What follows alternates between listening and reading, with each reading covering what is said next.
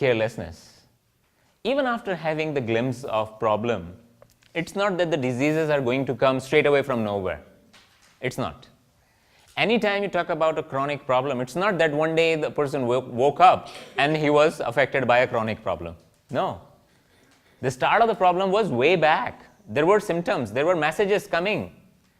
Body was telling, mind was telling, by being at unease. But it seems like I was careless about those messages. I was not listening to those messages. I was neglecting and I was forcing myself. Especially if you're an office worker and you sit on a chair, the chairs what we use, they're not good enough to support our spine. They're not sufficient enough to support the postural alignment. It starts aching. Like if you stay in an environment and you sit on a chair for 8 to 10 hours a day in your office, your back is going to tell you.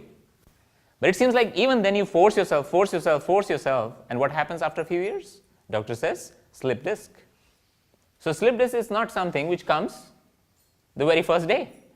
It happens to us slowly and gradually. But just because I was careless about those messages coming to me, now I have reached to a chronic problem.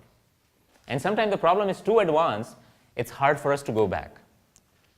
It's hard for us to go back. So think of a disease at 3 stages.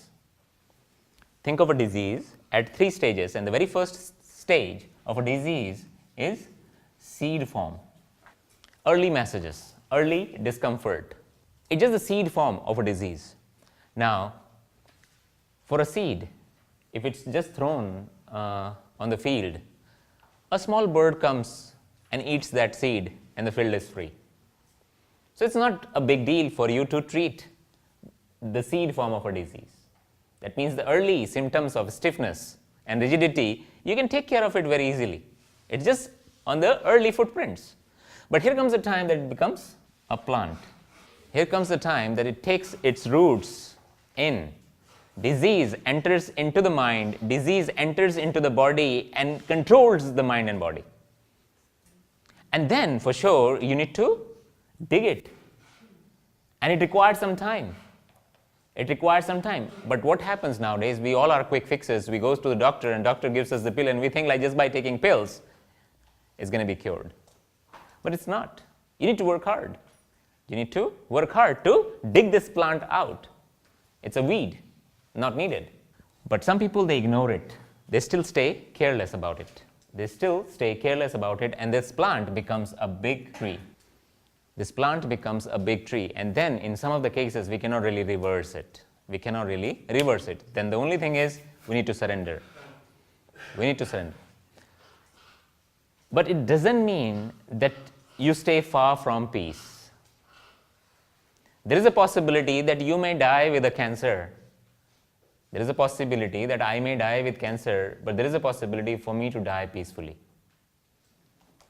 That means there are some advancement of the diseases, body cannot go back, but mind is flexible enough to repair itself in any moment.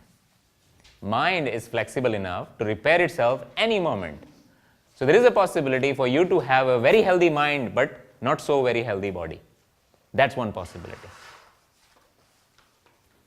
And for sure, yoga, if you just go to one of the statements what B.K. Iyengar made way back, that yoga teaches us to cure what need not to be endured by us. And yoga teaches us to endure what we cannot cure. So if somebody says yoga cures everything, it's fake. If someone comes and says yoga cures everything, it's fake. Because yoga is more of a preventive art and science, less of a curative one. So if you are healthy, you can stay healthy with yoga, but if the problem has reached to this level, I don't see a chance to go back. But in those cases, the person can be peaceful with yoga practices.